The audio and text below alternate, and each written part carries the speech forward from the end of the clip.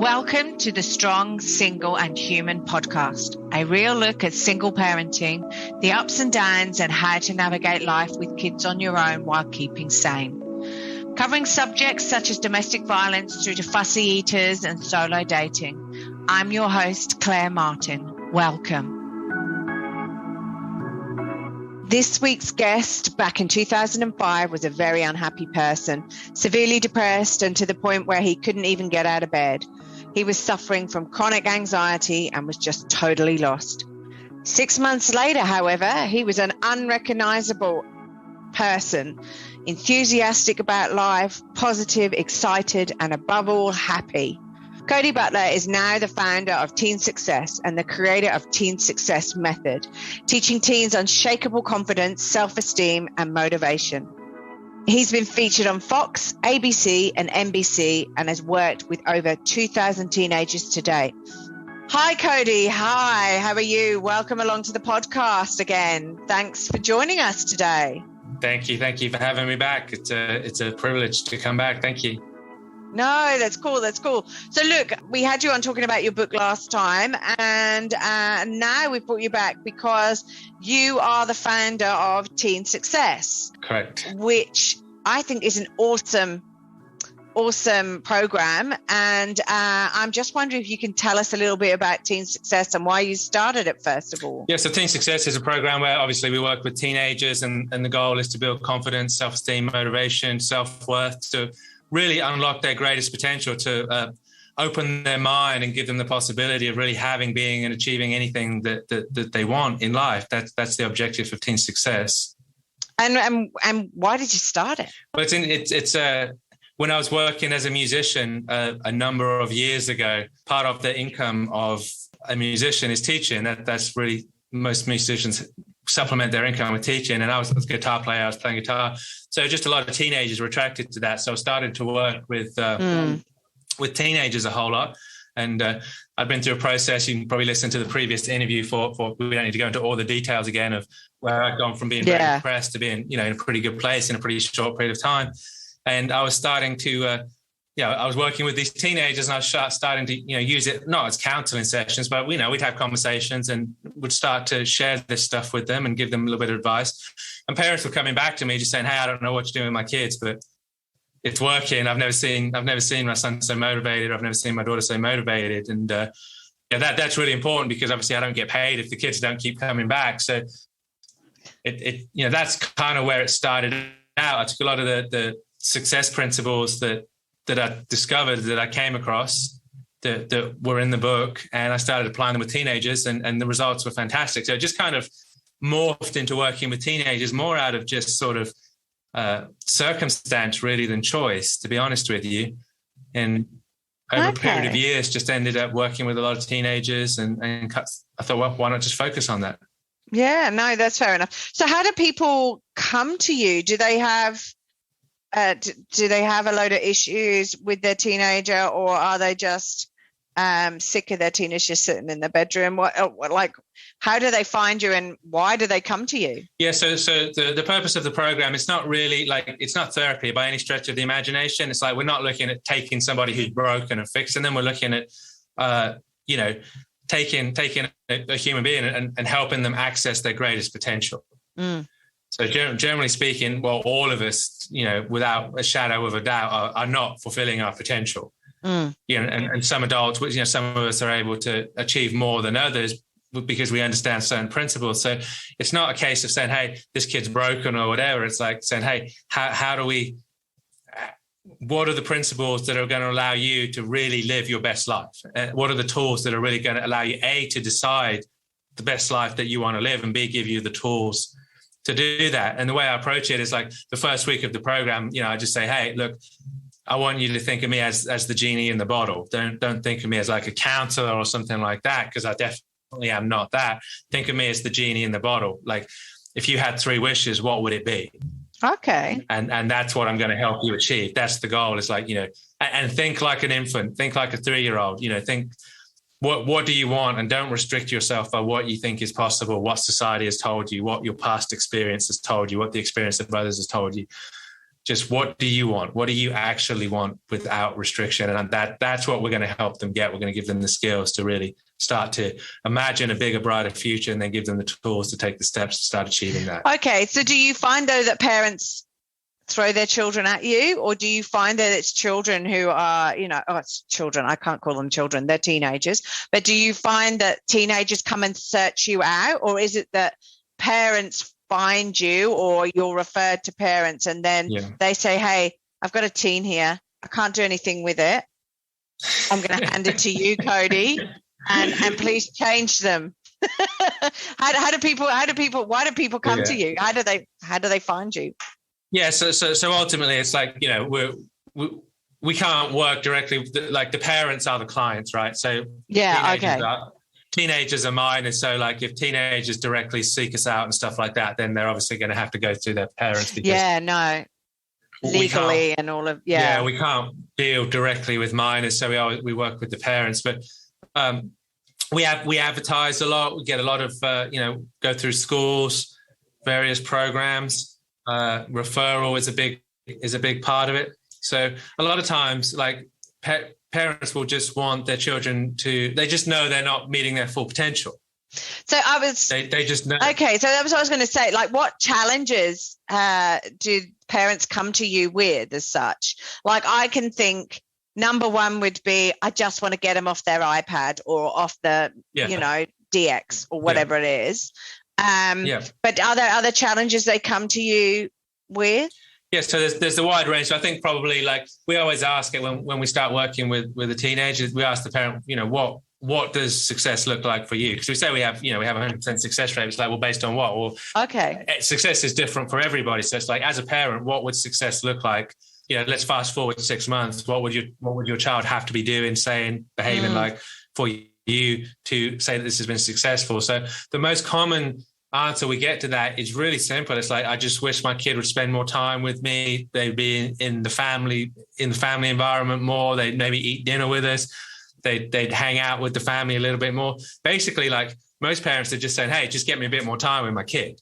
That's probably the most common one. And of course, that's going to revolve around, that's the outcome. Some of the problems that are preventing that are going to be excessive mobile device use, social media, possibly some communication issues that are developed between the parent and the teenager, stuff like that. Yeah. So it's looking at all of those. I was going to say, wouldn't you just ban all these mobile devices and then it would be all good? Yeah, good luck. Like, say, right, you lock your mobile phones, adults and children, in a box and don't touch them for an hour, and then everything should be solved, shouldn't it? Look, I'll give you an example, man. You've probably had it. Like, I'm not a big believer in Halloween. So I wanted to shield my children from Halloween to some extent. It's like, I don't necessarily need my children going door to door saying, hey, buddy, give me something, or we're going to do something really not nice to you. It's like, and the whole concept of it was just a bit kind of like, I'm like, no, this is not for a 5-year-old and a 3-year-old. So it's a bit of a bizarre concept, isn't it? It's hey, I'm going to beg for stuff, and if you don't give me it, I'm just going to threaten you, blow stuff up in your front yard or whatever. Exactly. I'm going to threaten you. It's a bit bullying, actually, but no, it's so cool. So anyway, like, the point is, like, me and my wife, we tried to eliminate Halloween from our house for the 4 or 5 days that Halloween would have been prevalent, right? Yeah. And that triggered a year of obsession of Halloween. I'm like, that backfired on us. Oh my God. The fact that we told them they can't participate in Halloween and we took that away. It's like for a whole year, they were obsessed with it. And it's like, no. It's kind of like, no, telling them they can't do it is not. Yeah, no, because I suppose it's like everything. If you're told you can't have it, you want it even more. And But it's like giving them taste. Yeah, so it's basically like, I mean, if I tell you something, Claire, it means very little. If you come to the conclusion all by yourself, it means everything. Okay. So is that what you do? Yeah, so it's kind of like, it's not saying, hey, it's asking the questions that shed light on the fact that what the person is doing is counterproductive. Okay. So I thought you might have a Harry Potter wand or something that you waved over a teenager when they were sitting on their bed, huffing and puffing and saying, oh, Mum and Dad don't understand me. And then suddenly they changed into this lovely, awesome teenager, but it's not that at all. Yeah, and look, that's very common, right? So, I mean, when you get that all the time. So they say, my parents don't understand me. It's like, well, I'm not disagreeing with that. I'm not disputing that your parents don't get you, but is there a possibility that you don't get your parents? Is that possible? Is there a possibility that you don't get your parents? And it's like, yeah.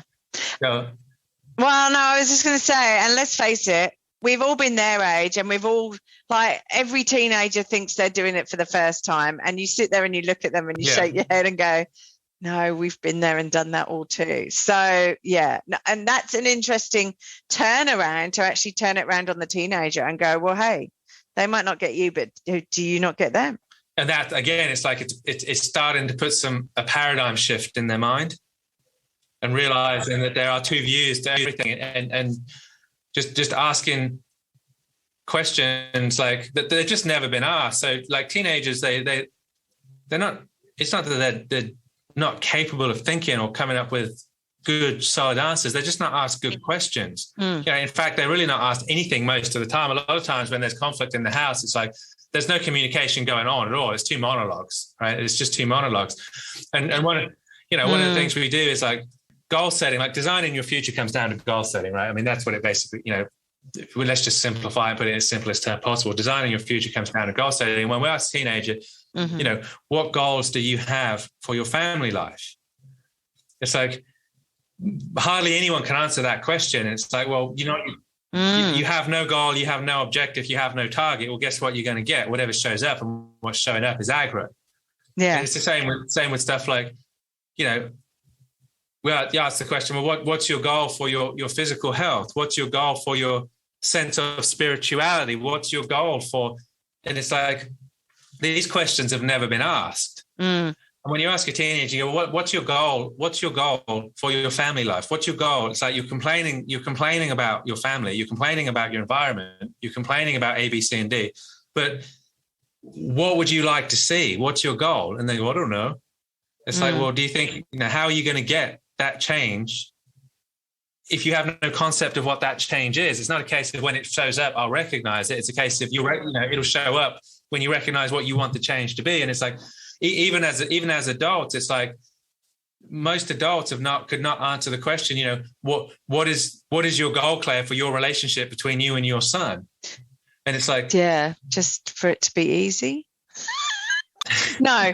Yeah, no, I completely understand. And I'm sure that if I sat and actually thought about it for 5 minutes, that I would actually come up with some. But yeah, you could articulate it very easily. But I agree with you. I don't really I've not sat down and thought, well, what's my goal? Where do I want our relationship to go and morph into as such? I just need him to stop shouting at me when he's hungry, angry, and to go to bed when I tell him. And that's the thing. I mean, like, and I know we're just being a bit flippant here, but when you go, I just want it to be easy. Well, that's an easy goal to achieve, right? We can give him some junk food and an iPad, which is true. Yeah, and tie him to the bed. So it's like I can pacify my kids pretty easily, man. I just like, hey, who wants some chocolate and some YouTube? Yeah. Who wants some chocolate and some YouTube? Yeah. It's like they'll pacify. So, but they'll pacify them, but it's not healthy for them, and it's not going to grow them as little human beings into awesome adults. That's the thing. And can I complain when they're 15 years old and all they want to do is eat junk food and watch TV? It's like, well, yeah, who taught them that? They learned that from someone. So it's a case of like, you got to be more like I'll think like, okay, well, I want to. Every Sunday, I want to get in the car and go somewhere with my family. That's the goal. Every Sunday, I want to get in the car, leave the house, leave the familiarity, and go somewhere, whether it be to like, the opera house, to botanic gardens, to the beach, to the mountain, whatever. It's like, doesn't matter. It's just your park.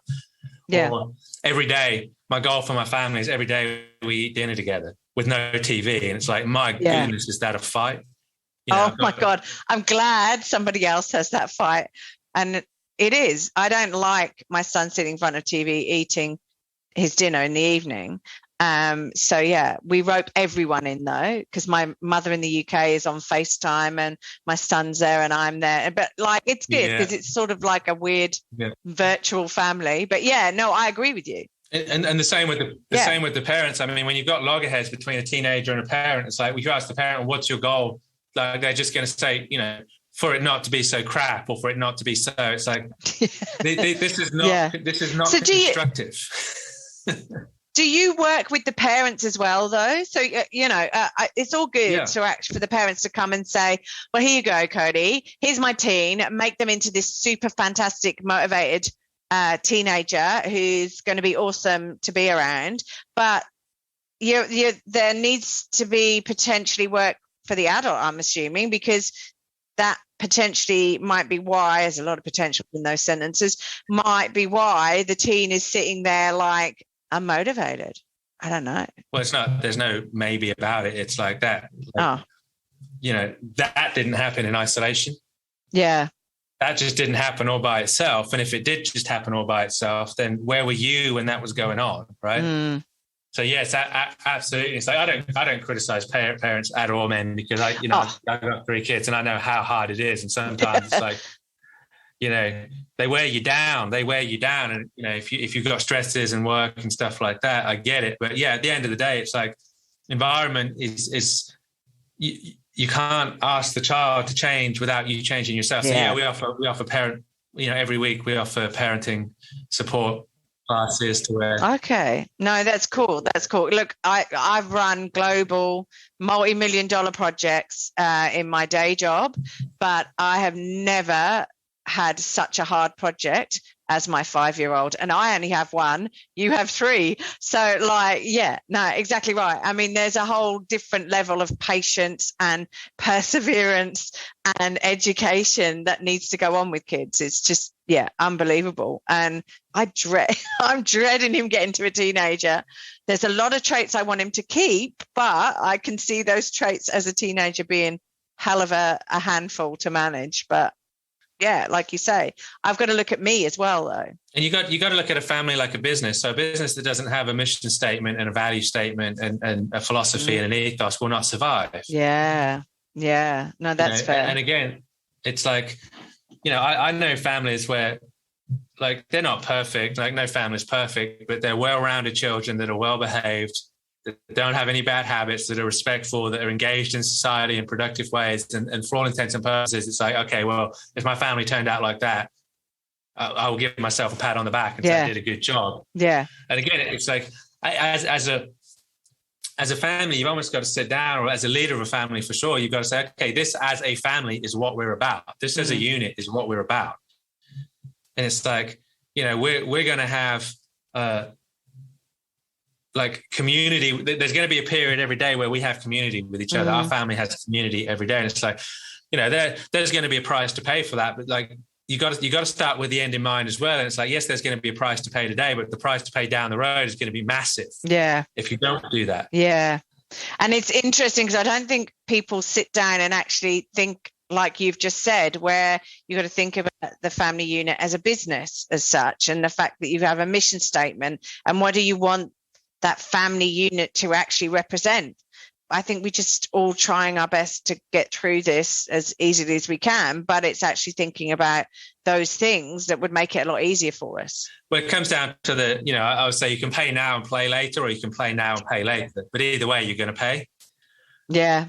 And a lot of times it's like, it's easier just to play now and kick the can down the road because you're tired. It's like, you know, there are some days where I'm like, oh, just, you know, my wife's just like, let him watch Blippi, just let him watch it. Yeah. And I'm like, we can't give in. We can't give in to this because yes, you know, it's going to give us some peace and quiet now, but down the road, like when he's 15 years old and we physically can't make him sit down, when we go, hey, look, sit at the table and eat your dinner with us. And he goes, what are you going to do? Make me? Yeah. No, I know. Yeah, exactly. It's about. So how do you do that? Like, because if you've been all the way down that road and they're now 15 or whatever, and we're now looking at setting new boundaries. So is that opening up a dialogue with that teenager to find out what they want to do? Because at the end of the day, although they may be a teenager and your child, and you may believe that you know them, they are their own person, I suppose, and they have their own thoughts, their own feelings, their own direction and everything like that. They're an individual themselves. So is it actually then understanding what they want as an individual? And that may not be what you want as a person for them. That's exactly right. You've got to accept their autonomy, and you've got to understand their autonomy. And it's like, you're not going to, it's like whenever I start working with parents and teenagers and stuff like that, I talk to the parents, they go, my kid's not going to want to do this. Again, I'm like, none of them do. Don't worry about that. I'm like, that's not unusual. But they don't know what they don't know. They don't know what they're saying no to. They don't know what they're saying no to. Yeah. I'm like, you just got to get them to the first session. And the way you do that is you've got leverage over them. So it's like working with someone dealing with school refusal recently, quite recently. And the mother's like, she's not going to do this. I'm like, she's not going to want to do this. I'm like, no, she's not. But you've got leverage in the fact that she's not going to school this week anyway, is she? So the only issue is she not going to go to school with grief and aggro, or is she not going to go to school with peace and quiet? Like, the outcome's not in mind. She's not going to school this week. So you've got some leverage there, and you can say, hey, look, I understand you don't want to go to school. I get that.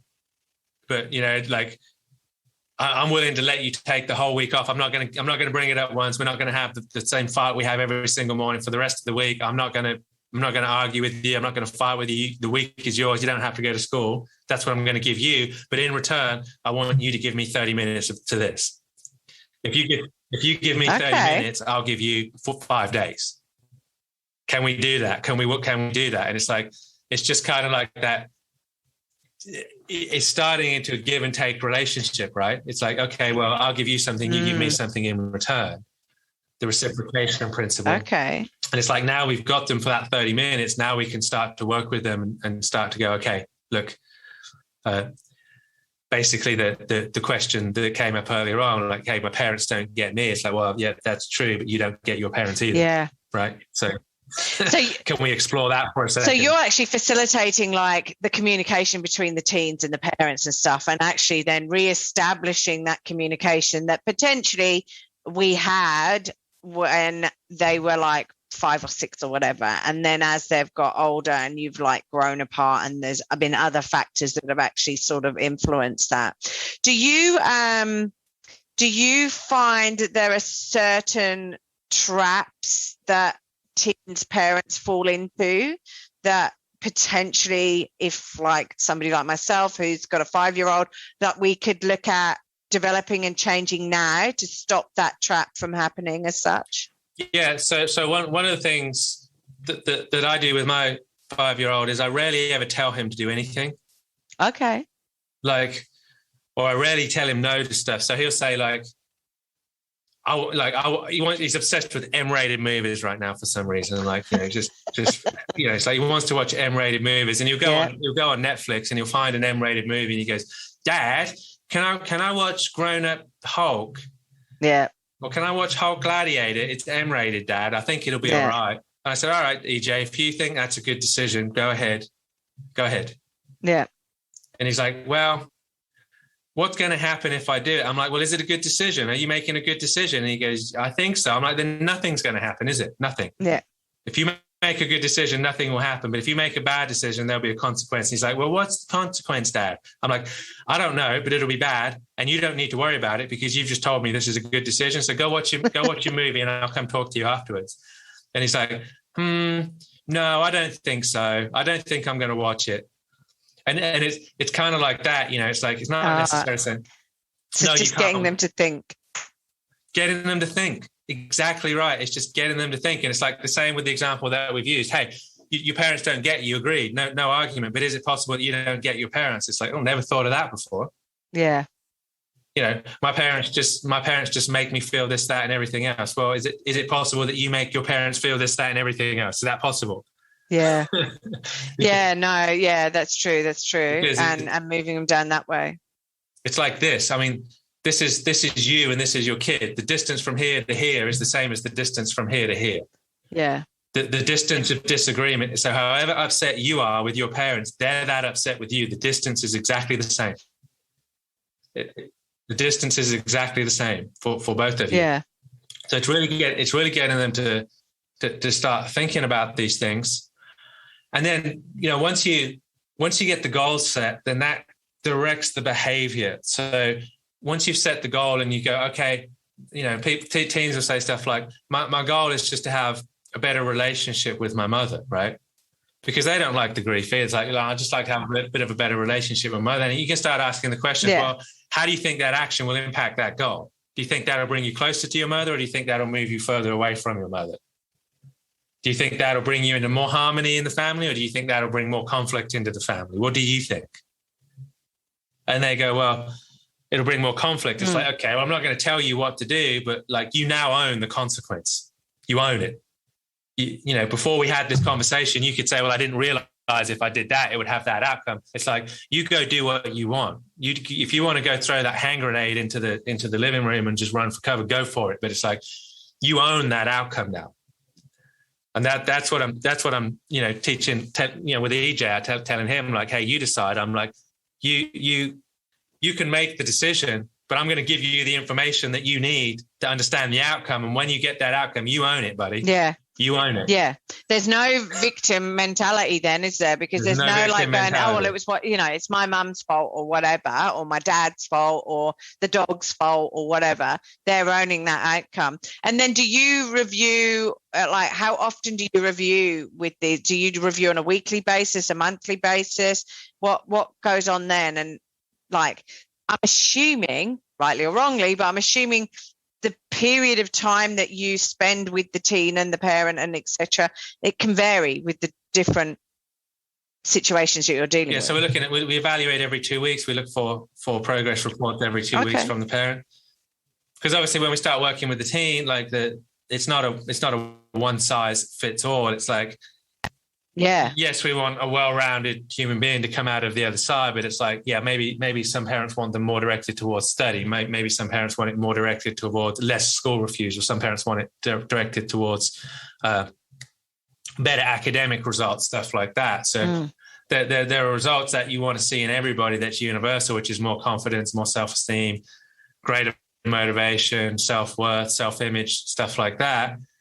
But then there's, that gets directed off in certain channels. Like we're going to direct this self-esteem into grades. We're going to direct this self-esteem into sporting results. So that just varies on the parent, the outcome that the parent. Yeah, no, that's fair. That's fair. So do you, and I know I'm putting you completely on the spot here, but have you got an example of anything, any situation or scenario, and obviously no names, but like where you've been really successful and turned a situation around? Yeah. So like a lot, I wouldn't say all the time, but like, all the time. So again, like a couple of weeks ago, we started with a new student a couple of weeks ago. Well, it was about a month ago, probably.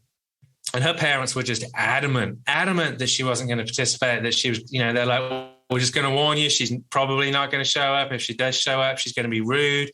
She's not going to be into this. She's going to be super difficult. And I'm like, just chill, right? Just,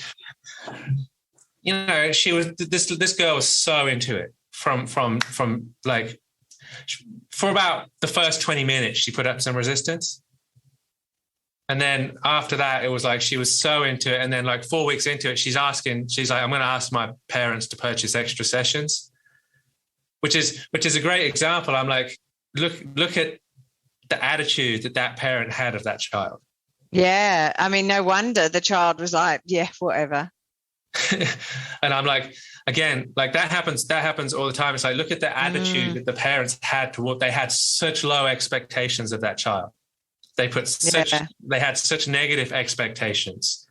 Yeah. They expected her, they expected the worst version of her to show up in public. They expected it. Yeah. And it's like, 10, 15, 20 minutes into it, it's like, again, it's like, as a parent, it's like your child is just living up to your expectations. Your child is just living up to the expectations that you're placing upon them. It's like, hold them accountable to a higher standard. Like, one of the most powerful things that I say is like, I'm just disappointed.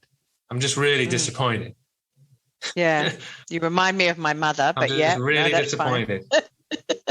Yeah. And it's like, I mean, you say that all the time. It's like, it's almost better. Like when people say that to me, I'm like, I prefer if they get mad at me. It's like, shout at me, be angry. At least I can justify my screw up. But when somebody goes to me, look, from you, Cody, I expected better than that. From everybody else, I would accept that. From you, though, no, that's very disappointing. I'm very disappointed. And I'm just like, no. So do you find also, though, I mean, on the other side, is it that the teens turn around and they basically, although they're against you to start with, they actually then start to warm up to the situation because somebody's listening to them now? Yeah, absolutely. And one of the things we do at the very beginning, like, you know, we tell the kids, hey, look, you know, this is not going to be disclosed. I mean, this is not counseling or therapy. It doesn't have patient doctor privilege. It's life coaching at the end of the day. It's success coaching. But I'm like, we're not going to tell everything. You know, this is for you. This is private. Unless you're going to, you know, indicate that you're going to hurt yourself or somebody else, then we'll divulge that to your parents. But this is not about us getting turning you into what your parents want. This is about uncovering what you want out of life and then showing you how to get it. And that's why I'm saying the genie analogy is like, you know, this is not therapy or counseling. There's nothing wrong with you. You're not broken. You're a whole human being. Yeah. You're a whole human being. Well, and that's right. And I suppose you're then focusing on what the teen wants and where they want to go. So it's not about their parents and all of that stuff. It's like, well, what do you want as a person? Imagine me as the genie, and we take it back to where we started from, really. And you're then focusing on getting the teen to where they want to go. And the parents, it's just a bonus for the parents because the teen is then motivated and, you know, out trying to get what they want. Yeah, look, it's like this, Claire. I mean, people go, oh, my kid's not motivated. My kid's not motivated. So it's nonsense. They got all the motivation. They're motivated to watch YouTube. They're motivated to get on the iPad. They're motivated to get on the phone. They're motivated to do the stuff you don't want them to do. They're not lacking motivation. What you mean is my child is not motivated to do what I want them to do. Yeah. That's a fair statement. And it's like, well, let's look at it. Why wouldn't they be? Why would they be motivated? It's like you're asking them to get off a video game, which is 8 out of 10 satisfaction, to do a 4 out of 10 satisfaction task. Yeah, like put the trash out or something like that. Yeah, what on earth? Why on earth? Like as an adult, it's like, you know, would you turn off a TV show that you like as an adult to watch a TV show that you don't like when there's no reason to do that? Yeah. How motivated? It's like you've got to understand, like, what are the kids getting from the video games? What are they getting from social media? What needs is it meeting? And then if that's an 8 out of 10 activity, you've got to replace it with a 9 out of 10 activity. Yeah. And that's where it's like, you know, I remember, like, I'm not a morning person, but I'll get up in the morning, like when there's stuff I wanted. I was really lucky. I got to fly first class from England, from Sydney to London not too long ago. And it's like, I had to get up at like 4 a.m. for the limo to come pick me up and stuff. It's like, and I'm not a morning person at all. Do you think I needed an alarm clock? No. Do you think I was motivated to get out of bed? Do you think I was suffering from lethargy and tiredness and lack of? It's like, maybe if you were flying economy. Yeah, exactly. But it's like, you know, my story up to that point was like, oh, I'm just not a morning person. Oh, I just don't have motivation in the morning. Oh, I just don't have energy. You know, BS, nonsense. You have all the energy. You just don't have any reason to find the energy. Yeah. You don't have any reason to. It's like the bed is more attractive than getting up. So that's where it's like, you want to get the kids off the video games. You want to get them off social media. You want to get them doing the things. It's like, you've got to have them create a compelling future or a vision of a compelling future that is more compelling than the present. Yes. Yes. And if you don't do that, it's never going to happen. No, that's right. That's right. And then you're just going round and round in circles trying to motivate them with something that you want for them, but they don't necessarily want for themselves. And they just go, and they know that. They're like, this has got, you know, it's like, you don't care about me. You don't care about me. You just care about, you know, you want my grades to be good so you can tell your friends, or you want me to polish my shoes so I don't embarrass you in public. It's about you as the parent. It's got nothing to do with me, the teenager. Yeah. And it's like, you know, I don't say that, you know, negatively to parents. It's like, they don't know what they're doing. They don't understand that that's, you know, having that impact and stuff like that. No, but it's a transition, isn't it? Because we've been involved so much in their lives as they were little people growing up. So when they're 5, 6, 7, you know, you're teaching them and, you know, they have a motivation that's different, because they're wanting to please you, they're wanting to be with you, but then things start to change when they start getting older and becoming a teenager, because they then want to become their own people. And I suppose with their own thoughts, they've got their own thoughts, their own ideas and all of that stuff. And that transformation and that change from a parent's perspective is quite difficult. And in a way, we're then not recognizing them as their own human being, their own self person. And that's maybe a disconnect as to, where they are from teen to, adult as such. No, look, it's really, really interesting stuff. So look, can people, how do people engage with you if they've got a teen that's needing motivation, or they just want to speak to you about these sort of things? Where do they come and speak to you? Yeah, so teensuccess.com.au is a good place to start. So we've got a bunch of articles on, we post new articles every week, and podcasts and stuff like that. That's a good place. So you can find me on Facebook. Do you also do you go around schools, and do you do like motivational talks in schools and things like that as well? Absolutely. Okay, good. So, and is there anywhere, do you do separate motivational talks and things outside of the schools and outside of the website? Yeah, so open to all of that stuff. So I mean, if you've got like a bespoke event or something like that, or somebody approached me the other day. They have they're working with troubled teens that have gotten into trouble with the law, and they're like, could you come in and do a program for these troubled teens that are in trouble with the law?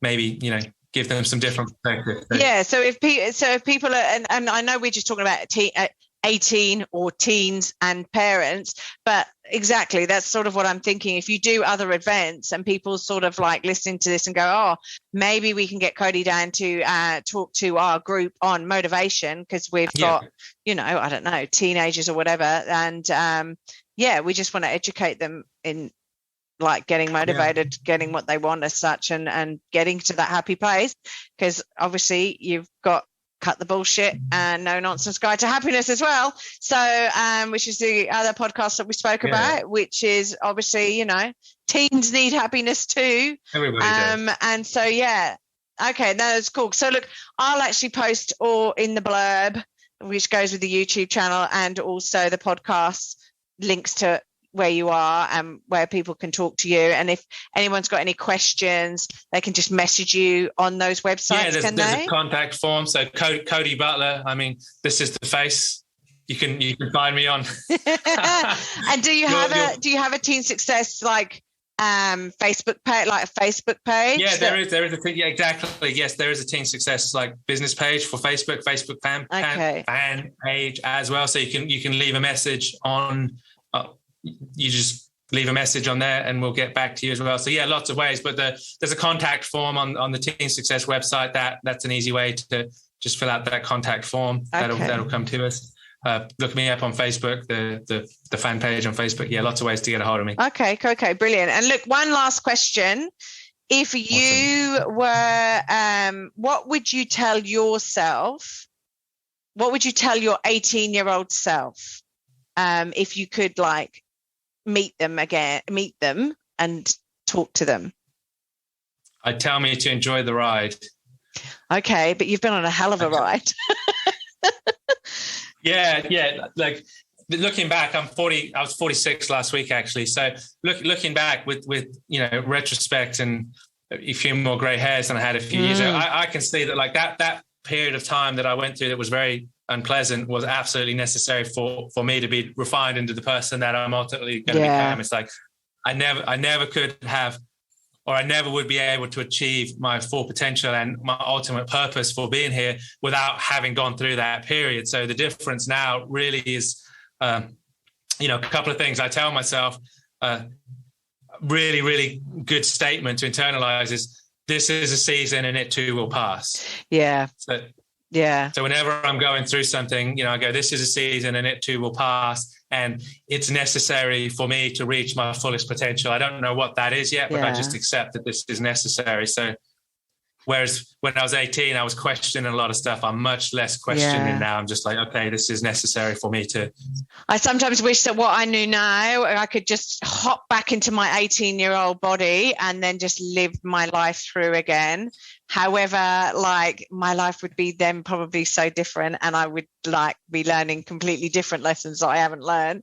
But yeah, look, I agree with you. Like, no pain, no gain, I think. And that's a typical 70s saying, I think, isn't it? Like a Jane Fonda saying or whatever. But like, it's no pain with... Yeah, no pain, no gain. But it's like, you need to go through the pain to grow and like gain in all of the other skills and stuff that you need to sort of have to move forward in life and become the person that you're meant to be, I suppose. So that pain is there. That's right. The pain is... Yeah. Necessary. Exactly. Well, look, thank you ever so much for joining us today. It's been a pleasure talking to you again. As always, like, there's so many insights that you talk about on these podcasts. So look, let's hope some people engage with you and get some more teens out of the bedroom. Awesome. Thank you so much. Bless you. Cool. Thanks, Cody. Bye-bye. Hey everyone, thanks for listening. If you enjoyed this podcast and would like to hear more, please hit subscribe wherever you like to hear podcasts. If you'd like to support us further, share this episode with your friends and family on all the usual social media platforms that you're normally on. And finally, drop us a review on iTunes, as I'd love to hear your thoughts, comments, and ideas. It all helps me to understand and produce awesome content that I know you're going to want to hear, like this. If you want to check out past episodes, write to us, appear on the podcast, or for links, resources, and show notes, go to our website, www.strongsingleandhuman.com. We are also on all the usual social media platforms, Insta, Facey, and Twitter. Have a wonderful week, and I hope to see you back here again soon. Be kind to yourself, and remember, no one's perfect, and we're all just putting one foot in front of the other and doing our best. I'm Claire Martin, and you've been listening to the Strong, Single and Human podcast.